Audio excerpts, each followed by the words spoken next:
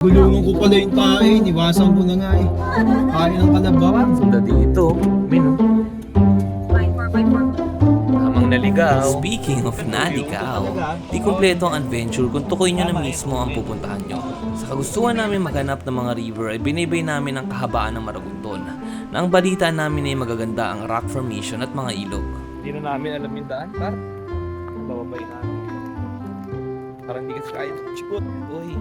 Parang kaya, no? Kaso, alanganin. Eh kung malapit na lang, di lakarin na lang natin. Wala namang resort dito. So mas ginusto namin yung river lang. Tapos ano na kasi pag yung mga common na puntahan, wala pangit eh. Mas maganda yung hindi pa na-explore. Tsaka yung feeling lokal.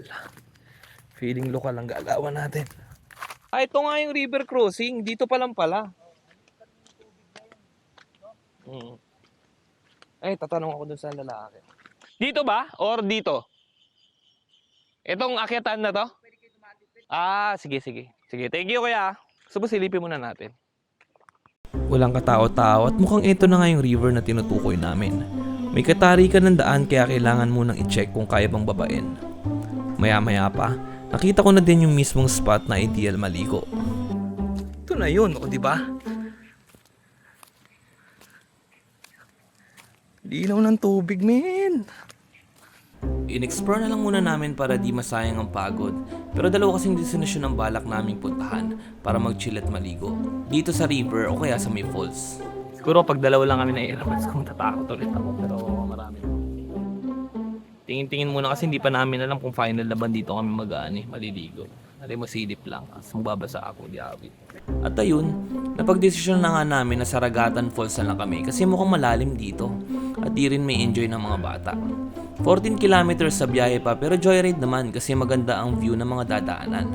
Nga pala, madali lang matumbok itong Ragatan Falls na may 3 to 5 minutes lang na trekking pababa na madali pa kung ikukumpara sa mga ibang napuntahan namin. Ay. Opo.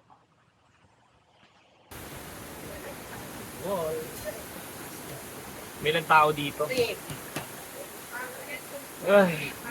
500 pesos pala yung cottage dito na negotiable yun. Pinakinisapan namin kanina na baka 400 or something din yun. Kasi nag-effort din naman. Maganda yung vibes party mo. So dito falls. Tapos sa kabila, ilog. O diba? Pili ka na lang. Tapos kinuha namin ito tong gitna. Kasi pero pwede kayo dyan eh. Oh. Pwede ka dyan sa mga yan. Oh. Gutom na ang dragon sa mga tiyan namin kaya food trip na kagad ang inuna. Solo namin na lugar, kaya masaya at hindi ako mahihiyang mag-vlog. Malinaw at malinis ang tubig at ang ganda ng ambience. Ideal pang pamilya kasi may mababaw at malalim at feel na feel mo ang nature vibes.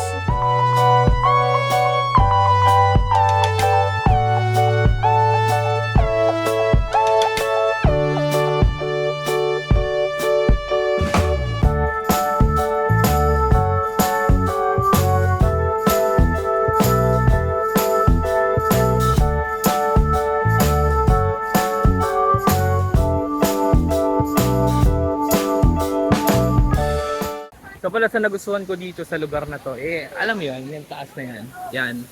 Hindi 5 minuto, 3 minutes nga lang na trekking eh. So family friendly siya, no? Hindi tulad ng mga napuntahan ko na falls na buwis buhay talaga yung gagawin mong trekking. Ito as in mga 3 minutes lang, tapos parking na kagad.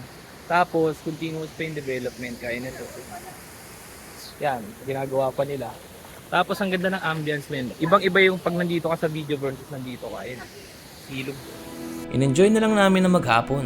Ligo, food trip, kulitan at kwentuhan ng mga kung ano-ano mga bagay.